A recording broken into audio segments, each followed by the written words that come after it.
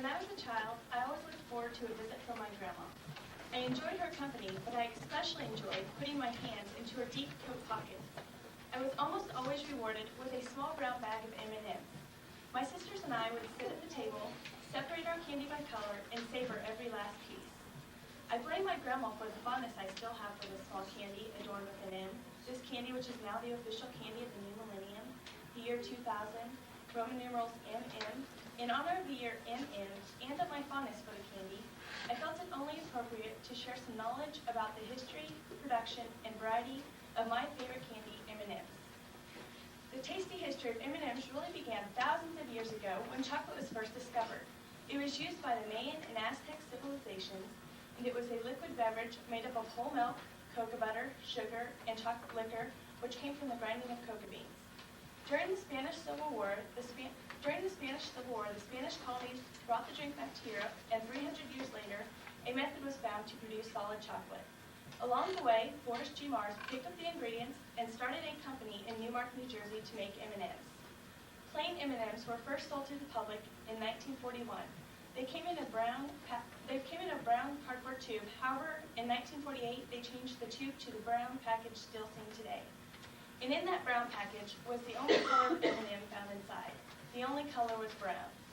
The M&M family continued to grow, and the next M&Ms to come along were peanut M&Ms. And those appeared in 1954. 6 years later, the company added the colors yellow, green, and red to the packages. And in 1967, orange was added. However, red was withdrawn from the package that same year due to the rumors of a red food coloring that wasn't even used for M&Ms. In the 80s, the M&M company formed a line of holiday M&Ms. They had the red and green for Christmas and pastels for Easter. And because of the demand from the consumers, red was brought back to the packages in 1987. The next M&Ms to come along were the peanut butter M&Ms and the almond M&Ms. And in 1995, Americans voted on a new popular color that they wanted to see in the packages. The colors were between blue, purple, and pink. Blue won in a landslide over the other two, and you will find those in the packages today. Also, for the bakers out there, M&M baking kits were introduced. And in 1996, M&M Minis appeared. And the newest M&M to come along, just 1 year ago, were the M&M Crispies. And according to Mars Incorporated, M&Ms are the #1 selling candy of their company. Not only were M&Ms becoming popular to the mouths of people around the world, they were also appearing in Hollywood studios. This was due to the development of the M&M spokes character. The 96 Melt M&Ms were red, yellow, and blue. And in 97, the first and only female character was green, proclaiming that she melt for no one. These ads only made a popular candy more popular. And in 1996, according to Marketing Evaluation Incorporated, the M&M characters surpassed the popularity of Mickey Mouse and Bart Simpson. Today, if you have a special occasion, you can order M&Ms. You can get them through Mr. Bulkey's, or you can order them on the internet of 20 different colors for your special occasion. Now let's step into the candy factory to see how M&Ms are made. First, the M&Ms are poured into molds to get the chocolate center. Once this hardens, the M&Ms move along the conveyor belt, and many coats of liquid candy are sprayed on the M&M and leaves you with a crunchy shell. Now the M&Ms are ready to be packaged. They are weighed for each package, and the package is heat sealed for freshness. After that, the M&Ms move along the conveyor belt,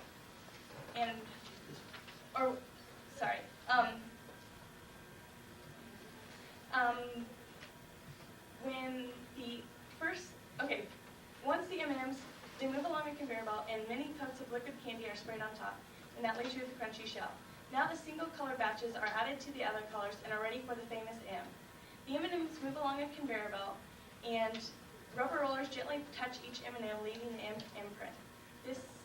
After that, they move to a machine that packages them, and the packages are weighed and heat sealed for freshness. Now the M&Ms are sent to machines, and then they put them in the trucks, and the trucks bring them to many stores around the world and to many eagerly awaiting mouths. Well, which M&M candy is your favorite? There are many kinds to choose from. First, there are the plain M&Ms. These are just the milk chocolate with the candy shell, Or you can try the almond M&Ms and peanut M&Ms. These have the whole nut covered with chocolate and candy shell. Or even try the peanut butter M&Ms with a real soft peanut butter center. Or M&M Minis might burst right out of their tubes into your mouth. These are just a smaller version of the plain M&Ms, and they come in 6 differently colored tubes. Or try the newest M&M flavor, which is the M&M Crispies with the crisp rice center. Although I like each kind, my favorite is the peanut butter M&Ms. I'll leave it up to you to decide your favorite. Well, are you craving an M&M yet? If you are, I'm sure there's a concession stand or candy machine nearby. And don't worry about a mess, as one popular slogan says. The milk chocolate melts in your mouth, not in your hand. A better slogan for me, though, would be, they're M&M good. Thank you.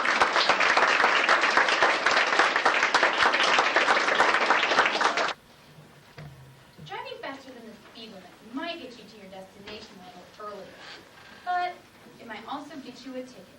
Or even worse, a seat in traffic school. Stuck in Traffic School by Meryl Marco.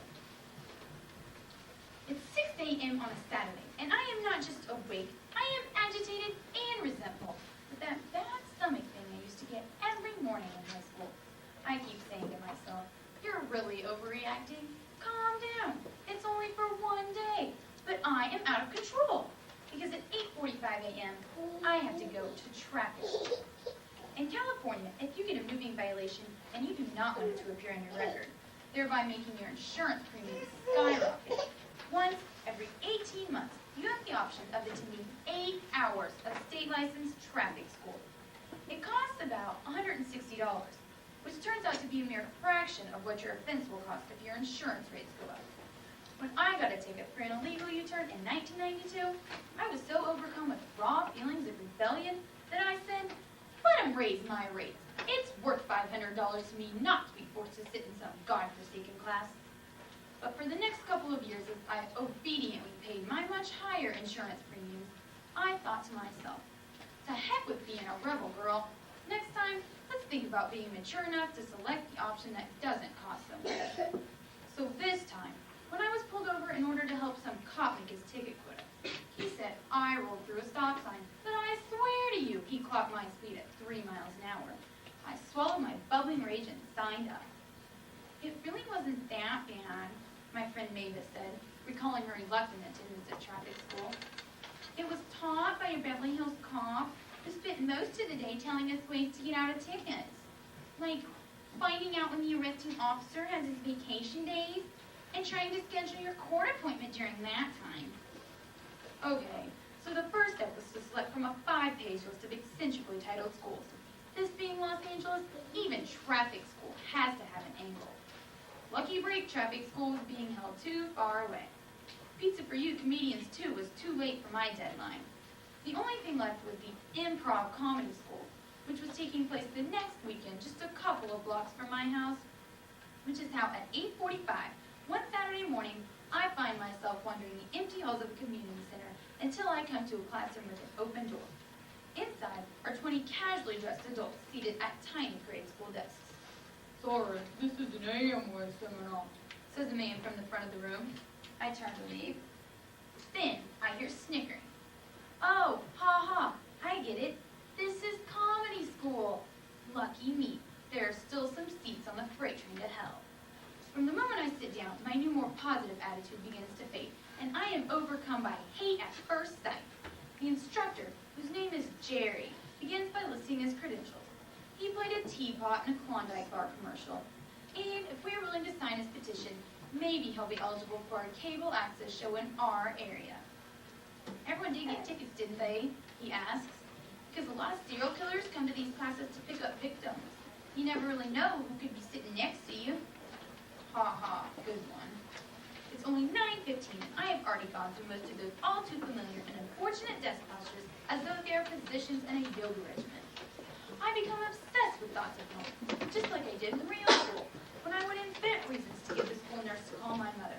I would take a little cough and work it up to a hack, then add a hard-to-disprove symptom like dizziness, and before I knew it, I'd be luxuriating in those off-limit morning TV shows like The Price is Right and Beat the Clock, which under any other circumstances, I wouldn't have even liked.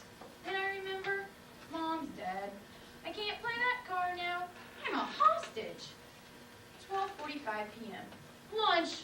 My God. Freedom. Sunlight. Air. The fluffy clouds and the bright blue sky are making me tear up. When I get to my house, I feel like O.J. Simpson, visiting his Rockingham estate during the trial, trying to embrace every precious moment before reincarnation. Oh, look! There are my wonderful dogs. Come, kiss me, get hair all over me. I beg of you, let me make us all a big, nutritious lunch. I have to savor every bite, and I don't even eat lunch on a regular day. 1:45 p.m. We're back. Now a big fat guy's taking over the class because the other guy had to go on an audition. Praise the Lord. Just don't give him a part in anything that can be broadcast in my area. If you're going to speed, use the third lane. Statistics show that's the lane where you're least likely to get nabbed, says the new guy, tantalizing us into thinking for a moment that he has actual information to share. What's the difference between broccoli and boogers? Kids don't eat broccoli.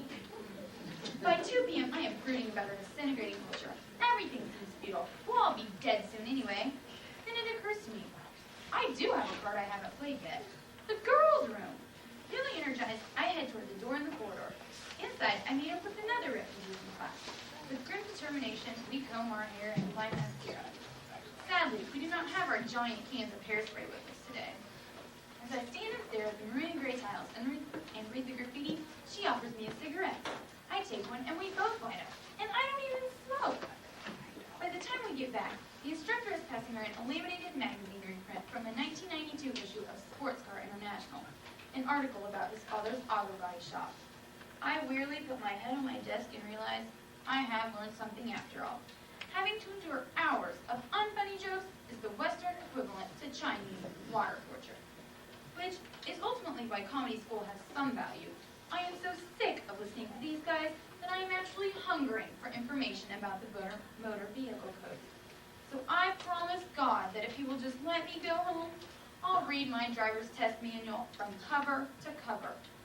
Finally, at 5 p.m., we get to leave school for good. Did you know that at a blind intersection, the speed limit is 15 miles per hour?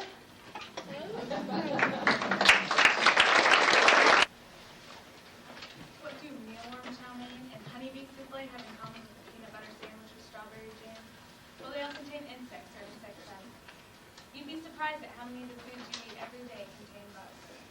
Peanut butter, for example, contains 60 insect fragments for every 100 grams, according to the Department of Health and Human Services in 1989. But don't be shocked by this fact, because many cultures actually include insects as part of their diet.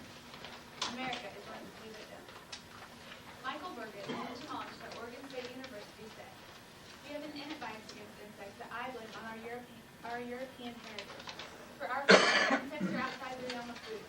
The glaring exception is honey, which is bee vomit essentially. It's a plant product mediated by an insect." But this attitude is not shared by all Americans. At Purdue State University, there's an annual bug bowl. There were 12,000 people there in 1998. There was a cricket spitting contest where an 11-year-old spit a cricket almost 14 feet. There was a food stand with free samples of insect recipes. Some of the reasons for eating the bugs there included tastes like chicken or 50 million foods can't be wrong. The purpose of this entomological extravaganza is to foster a world where people embrace insects rather than step on them. And I am here to show you a new side of insects as well, the nutritional side. First of all, I'll tell you about the insects that you eat unknowingly. Next, I'll tell you about the insects that other cultures eat. And last, I'll tell you about why people eat these insects. To start out with, you eat many insects unknowingly. It adds up to a pound or two each year. They're ground up in the foods you eat every day. There's a standard put out by the Department of Health and Human Services called the Food Defect Action Level, or FDAL. Overall, this standard says that the bugs are permitted in foods as long as they aren't seen and cause them harm. The only alternative to having all these bugs is to use more pesticides, which are actually more harmful than the insect fragments in the repairs. Some of the foods that contain bugs include apple butter, peanut butter, ground paprika, pepper, chocolate, cornmeal, applesauce, spaghetti sauce, frozen chopped broccoli, and even wheat flour. According to the Department of Health and Human Services, in 1989, canned sweet corn contains 2 3-millimeter length larvae, and canned mushrooms have 20 maggots for every 100 milligrams. To tomato paste, pizza, and other sauces have 20 eggs or 2 maggots for every 100 grams. These bugs are mostly harmless and nothing to worry about. Actually, they make many of the foods healthier by adding protein. While we unknowingly eat insects, many cultures actually include insects as a part of their diet. Citizens of Algeria eat boiled desert locusts in salt water and dry them out in the sun. The Aborigines of Australia round up moss from rock crevices and cave floors. They cook the moss and remove their wings, legs, and heads to make cakes out of them.